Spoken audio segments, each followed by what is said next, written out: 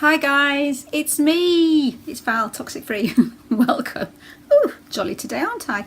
Right, okay, so I was wanting to talk today about trying to click something in our heads to make us not want to get involved with a narc. Not basically more about when you've finished, you've discarded, you've been discarded, you're getting better, you haven't been hoovered back. And then all of a sudden you get this urge to want to wring their bloody necks.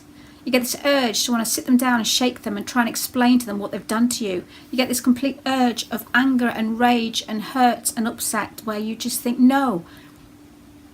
It's a phase of grieving, I think, you get through. It's a phase. And it's something that we need to get past.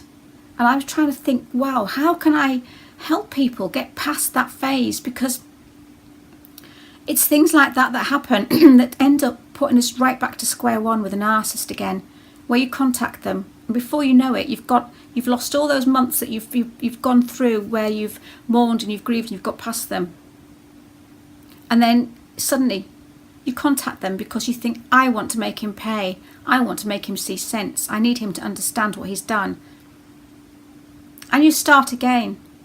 I want to try and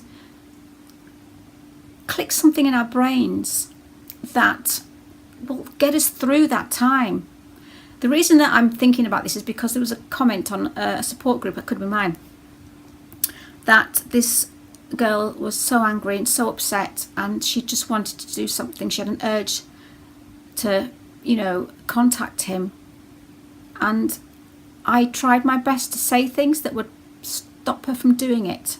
She didn't do it, but if she wasn't in the support group, she may have done it. So today, trying to do something that can stop us contacting them, because our pain that we're suffering after discard is not going to be fixed by anything that they can do. They won't be able to do anything to us to make us feel better. It's up to us to do it. It's up to us to educate ourselves, to retrain our thoughts and a way of thinking. It's up to us. So what I want to start with is by going back to school. Hello, it's school day. Every day's a school day. I've always thought, and this has been said before, that narcissists are human. Now, a lot of people think they're demons, a lot of people think they're Jezebels, they're aliens, they're zombies, they're robots, you name it. People have their own beliefs of what these people are. Yeah, and I think they are human, but they are not human. As in, they are a human, but they're not human. So I actually Googled the word human, and it came up with the word, a human is a homo sapien. Homo meaning man, sapien meaning basically on earth. And it's a man who walks on two legs with a larger brain than the apes. That's what a human was. So basically they are a human, but that's kind of where it starts and ends.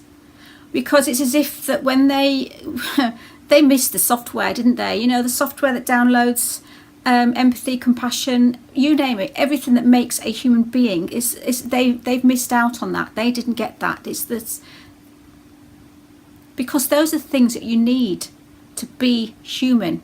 You can be a human, but are you a human being? Oh my goodness, it's getting very in-depth, isn't it? Being human is about being able to contribute to the world. Not take like they do. It's about having compassion towards others and empathy and all the stuff that we already know. That's what being human is. Seeing other people and treating other people how you would like to be treated. Having integrity, feeling guilt, feeling pain. Everything that a human goes through in this world, it's dealing with it so that you're learning from it and you're not putting it onto others, which is what they do. Being human is about having spirit, about having a soul, about that very being that makes you who you are. It's about good. There's choices in this world. Do you hate? Do you love? Do you destroy? Choices. The choices that we have in life are what makes us human. Being human is allowing ourselves to fail, learning by our mistakes, and doing better next time. Being human is about feeling pain, love, happiness, guilt, blame, and owning it. So back to that woman that wanted to actually try and get that person to understand. You can tie a narcissist to a chair. You can try your best to say, do you understand? They haven't got it in them. They don't have, I've said this before, it's like asking a blind person who's been blind from birth to describe the colour yellow. It's not in the software. It's not there. And what I want you to try and do is think about somebody that you don't have any feelings for whatsoever. Any feelings, and they come up to you in the street and they start saying things to you. Why are you hurting me? Why don't you love me? What have I done to you? You'd be completely confused, wouldn't you? You'd be like, hey, I haven't hurt you. Yes, you have. I haven't hurt you. And, you know, I'm trying to sort of turn it round so that we can make sense of how they think. Because the sentence that I hear often from narcissists, and see if you all have heard this yourselves. What do you want me to say? Hands up who's heard that. What do you want me to say? It's because they're trying to root inside themselves for a reply to you. When you say things like, why don't you love me? Why have you hurt me? Why don't you understand? They don't have the words. So they ask you for the words. What do you want me to say? And that's what it is they do not have the words. They don't have the information inside their heads to give us it. So the more you think about this stranger in the street asking you questions that you don't even care about this man. We do care about people, obviously, but do you know what I mean? Why would you hurt me? Why? If you don't have any feelings for that person, you can't reply to their questions. So when you might want to go and visit your ex and ask them these questions, why do you hurt me? Why can't you care about me? They're just going to say, well, what do you want me to say? Because they don't have the vocabulary. They don't have anything inside them that they can pull out. Because I've never felt it. It's all just been words. We look at other human beings. They look human. They're standing on 2 feet. They're Homo sapiens.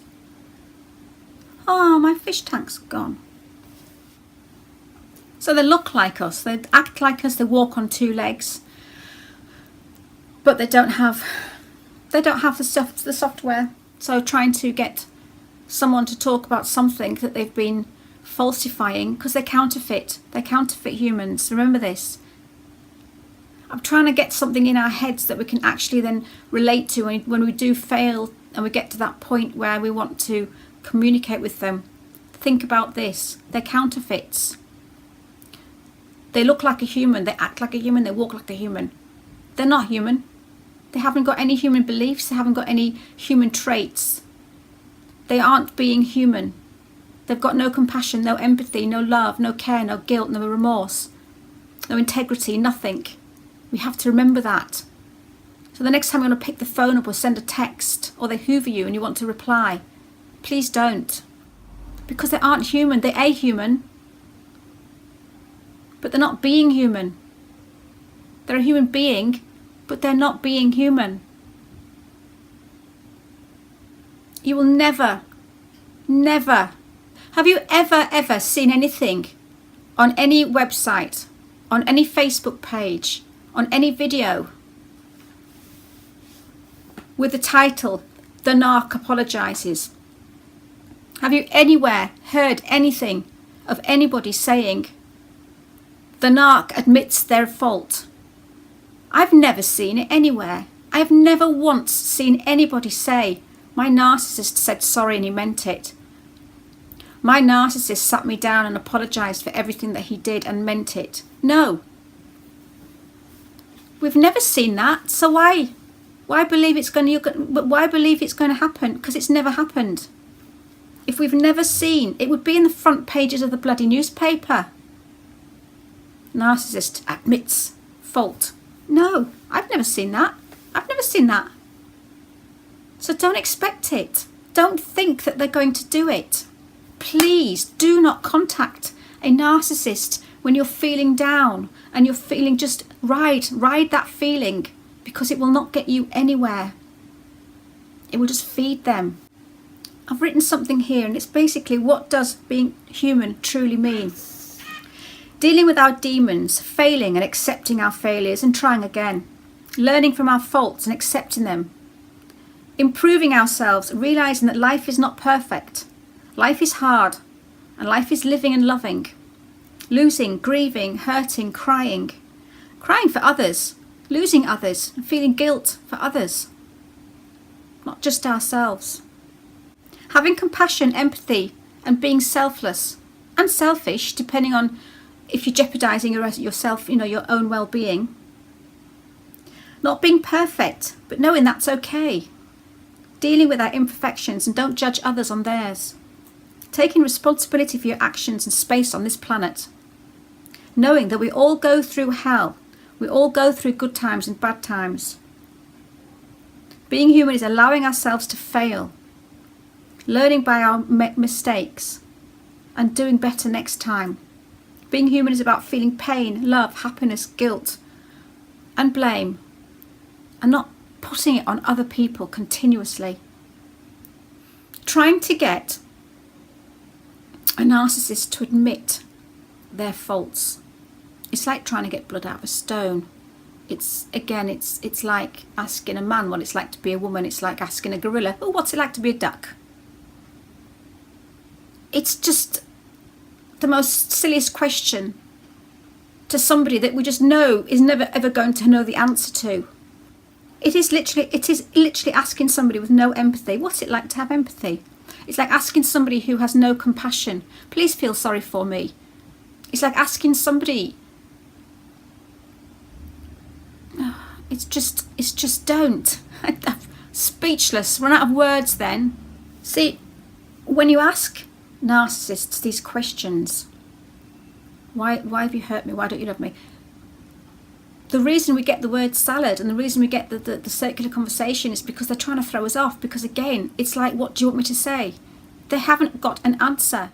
And I say this in one of my other videos. I actually asked my ex Stumpy once. He used to send me texts with I love you all the time in them, and then once he sent a text and he said he didn't put I love you on it, and I asked him, I said, why wasn't there an I love you at the end of that text? He didn't actually know. I flummoxed the man. The truth would have been because I don't love you, but he couldn't say that, could he? I flummoxed him. Why didn't you write I love you at the end of that text? Do you know what his reply was? He started talking about a woman at work and how she was annoying him in his office while he was trying to do his radio job, and she kept coming and putting paperwork on, and I kept saying, what the hell has that got to do with it? Because he couldn't reply to me, he couldn't answer, he didn't have a reply, he didn't have a bloody clue how to answer that question. Why haven't you put I love you on the end of the text? He hadn't a bloody clue what to say. He couldn't tell the truth because, what would he have said? He couldn't tell the truth because the truth would have been I don't love you, which is why I haven't put I love you on the end of the text. They're stupid. They're the missing link. They are the missing link. You know, you can go to kind of like gorillas. From gorillas to humans. They're somewhere in the middle. You know, they can crack coconuts with rocks. They can scratch their armpits and pull out fleas. You know, they can bang their chests and pretend to be, you know.